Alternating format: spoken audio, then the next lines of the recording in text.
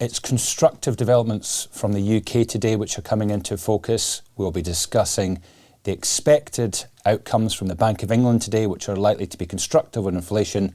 I'm going to give you some insight into market consensus for tomorrow's GDP print.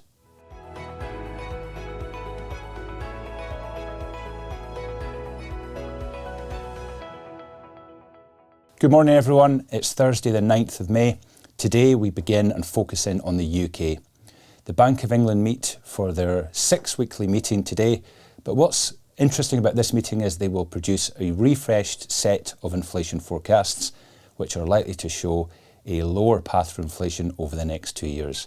And that 2-year forecast is critical because it's that forecast which the Bank of England use to set monetary policy. And two developments are likely to be positive for that inflation impulse. The first is that inflation this quarter is likely to go lower than the Bank of England currently expect. In fact, given the path of food price inflation, energy price inflation, and high street retail prices, we may see inflation this quarter closer to 1% than the 2% target. That's a positive starting point for inflation. And of course, with lower interest rate forecasts from the market over the next year, that's likely to push down on the inflation forecast over 2 years. So the Bank of England may take the opportunity today to be quite constructive on the path for inflation over the next 2 years, and that should lead markets to be a bit more optimistic on the chance of an interest rate cut over the summer. And of course, we're likely to see an interest rate cut from the European Central Bank, so it's not as if the Bank of England would be going alone. And for colour, the Riksbank in Sweden lowered interest rates yesterday as well. So we're getting some signs of a change in the mood music for monetary policy here in Europe. The second constructive development, which the Bank of England are also likely to acknowledge, is the increasing optimism around growth in the UK.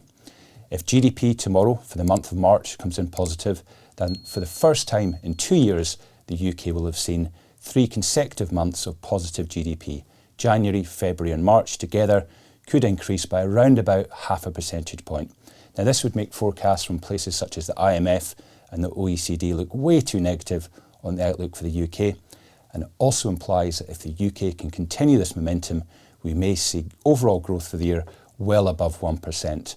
Now that's still below trend, but if we think of the headwinds which we're facing from the cost of living crisis, from higher taxes, it does show the UK is in a great place, that consumer balance sheets are healthy and household finances are strong. So the Bank of England are likely to acknowledge that today, and the data tomorrow is likely to show that the UK economic output is accelerating.